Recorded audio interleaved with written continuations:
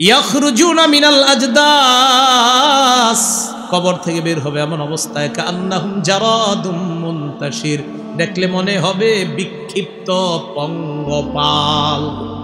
বিক্ষিপ্ত পঙ্গপাল অবস্থাটা কেমন হবে? সূরা হজের 1-2 নম্বর আয়াতটা শোনেন। কারো ঘরে কোরআনের অনুবাদ থাকলে আজকে গিয়ে অনুবাদটা পড়বেন, আমিও করছি, আর বাসায় গিয়ে একটু পইরা নিজের মধ্যে কল্পনায় আনবেন। আল্লাহ বলেন, ইয়া আইয়ুহান নাসুত্তাকু রাব্বাকুম, হে মানুষ তোমরা তোমাদের রবকে ভয় করো। ইন্না জালজালাতাস সাআতি শাইউন আযীম, কিয়ামতের প্রকম্পন ভয়ঙ্কর ব্যাপার। এখানে বললেন ভয়ঙ্কর ব্যাপার, কঠিন ব্যাপার। রব কত বড়, রব জানেন তিনি কত বড়। তিনি বলেন কিয়ামতের প্রকম্পনটা কিন্তু ভয়ঙ্কর ব্যাপার। ইয়াউমা তারাউনাহা তাযহালু কুল্লু মুরদিআতিন আম্মা আরদাআত, সেদিন আপনি দেখবেন দুগ্ধ দানকারিনী মা তার দুগ্ধ পুষ্য শিশু সন্তানকে ভুলে যাবে। রাতের বেলা শিশু যতবার চিৎকার দেয় মা ততবার শিশুকে দুধ পান করায়। আল্লাহ বলেন কিয়ামতের ময়দান, কিয়ামতের দিনটা এত ভয়াবহ হবে, মার মনেও থাকবে না তার শিশু আছে না নাই। মা ভুলে যাবে ওর যে শিশু আছে, মা মনে যাবে কেন? কিয়ামতের ভয়াবহতা ওরে ভুলিয়ে দিবে ওর যে শিশু আছে। ওয়াতাদাউ কুল্লু যাতি হামলিন হামলাহা, সন্তান প্রসব করার আগে কত আয়োজন করি, হসপিটালাইজড করি, হসপিটালের মধ্যে নেই, কত জায়গায় নেই। আল্লাহ বলেন পেটে যাদের সন্তান থাকবে কিয়ামতের ভয়াবহতা এত কঠিন হবে, ওই সন্তান প্রসব করার জন্য আয়োজনের দরকার হবে না। ভয়াবহতা এমন হবে এমনিতেই তার সন্তান প্রসব হয়ে যাবে।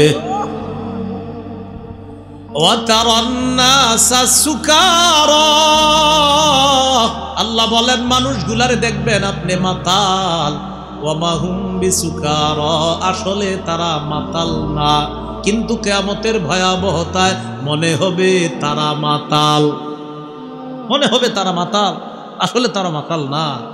ওয়ালাকিন্না আযাবাল্লাহি শাদীদ, আল্লাহর আযাব কঠিন, আল্লাহর আযাব কঠিন।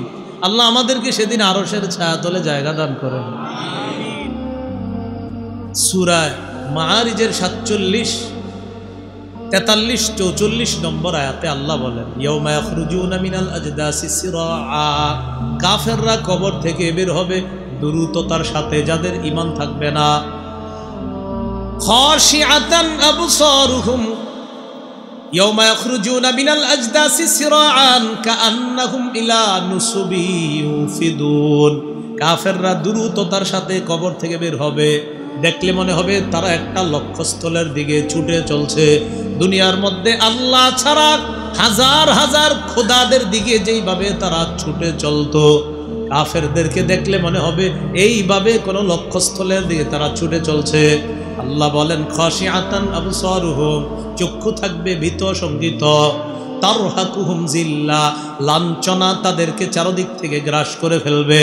আল্লাহ বলেন যালিকাল ইয়াউমুল্লাযী কানু ইউআদুন, এই দিনের ব্যাপারে তাদেরকে সতর্ক করা হয়েছে। এরা বিশ্বাস করে নাই, এরা বলছে নবী মিথ্যা কথা বলে, এগুলা নাকি পূর্ববর্তীদের কল্প কাহিনী, আমি তো তাদেরকে নবীর মাধ্যমে সতর্ক করেছি, আহারে তারা শোনে নাই। আজকে এইভাবে তারা ঘুরতেছে, কি ভয়াবহ পরিণতির মধ্যে তারা আছে।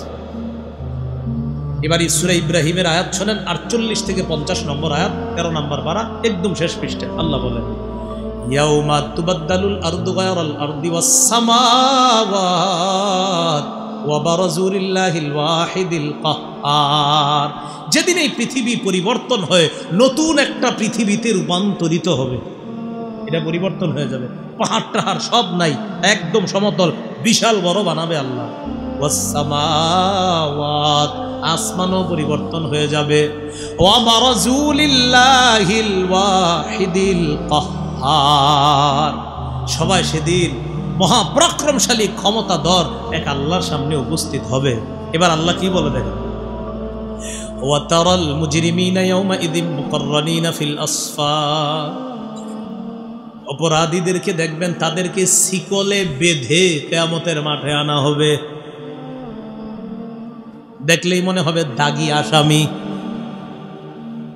সারাবিলুহুম মিন কাতিরান, শরীরের পোশাকটা হবে আলকাতরার পোশাক। ওয়া তাগশা উজুহাহুমুন নার, চেহারা আগুন ঝলসে দিবে, আগুন চেহারাকে ঢেকে ফেলবে এমন অবস্থা হবে। কঠিন পরিণতি হবে। অপরাধীদেরকে দেখলে মনে হবে তাদেরকে শিকলে বাঁধা এমন অবস্থায় তাদেরকে আনা হবে কিয়ামতের মাঠে। কাফেরদেরকে এমনি আনা হবে। সেদিনটা হবে আফসুসের দিন। বলেন বাংলাটা, বলেন সবাই কিসের দিন? তো আফসুস করবে একজন। তো আল্লাহ বলেন সূরা মারিয়ামের 39 নম্বর আয়াত, ওয়া আনজিরহুম ইয়াউমাল হাসরা, নবী আপনি তাদেরকে আফসুসের দিন সম্পর্কে সতর্ক করেন। আমার নবী তো তোমাদেরকে সতর্ক করছে, এখন আফসুস করো কেন? মানে কোনটা বলবেন? আপনি যদি বলেন হুজুর আহারে কি আফসোস, আল্লাহকে আফসোস যে হবে এটা তো আমি জানাইয়া দিছি। কেমন অবস্থায় তারা ঝগড়া করতে থাকবে,